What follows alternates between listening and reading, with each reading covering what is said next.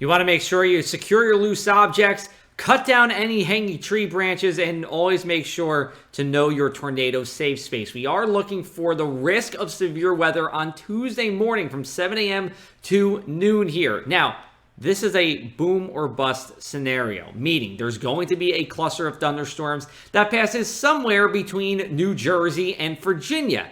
However, whether or not it will be in South Jersey, well, that's one of those things that we'll be able to tell you early on Tuesday morning, but it is a very fickle situation here. Let's show you what's happening, what's driving this. Where you see these arrows, that's a jet stream. That's a river of air that separates cooler air to the north and warmer air to the south, and very hot air to the south. In fact, there is a low pressure system that developed yesterday in the Great Plains, and it is now moving up into Wisconsin, and as we go into tonight, it's going to make a beeline back to the south and east and try to cross either through us or getting down into Virginia before going out to sea as we go into our Tuesday afternoon here. So let's take a look at today's highs. Let's recap the day here. It was a very warm day. Temperatures in the mid to upper 80s. Just about everywhere inland, coast a little bit cooler, typical as we usually see here. Dew points in the muggy upper 60s, so heat indices were above 90 for most of the afternoon.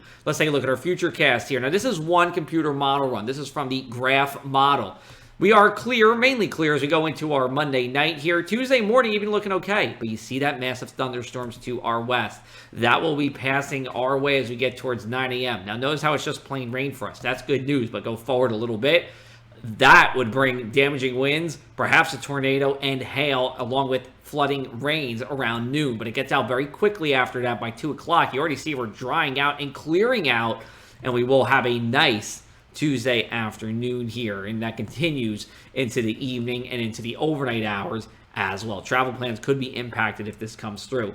Here's a look at what this model shows for rainfall totals. A streak of 2 to 3, even a little bit above inches of rain here, but notice Cape May, 0.64, Salisbury, 0.06.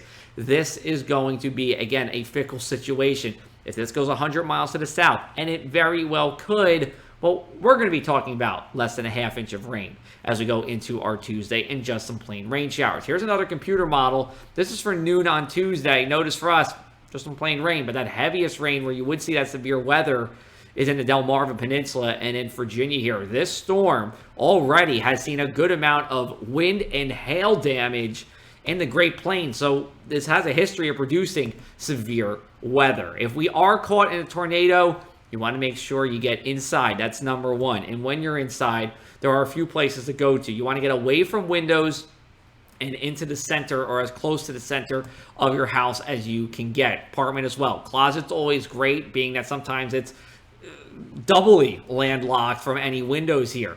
Now, additional safety tips: cover yourself with blankets or jackets, get in the bathtub or the shower, get as low as possible, and protect your head. If you have a basement, that is always great here because you are well below ground here and would avoid the worst of the tornado.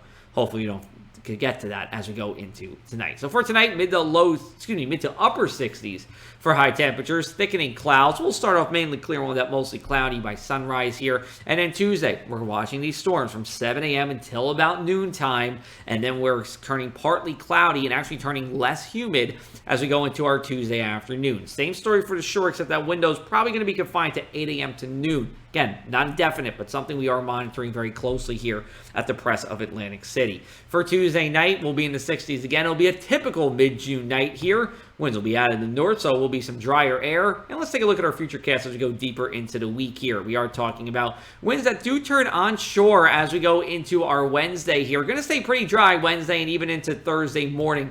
But with those onshore winds, we do have the potential for coastal flooding. We are looking at minor stage coastal flooding pretty much everywhere with that Wednesday evening high tide. So you could see up to 6 inches of salt water on those localized bayside roadways from, say, about 8 p.m. until midnight or 1 a.m. here.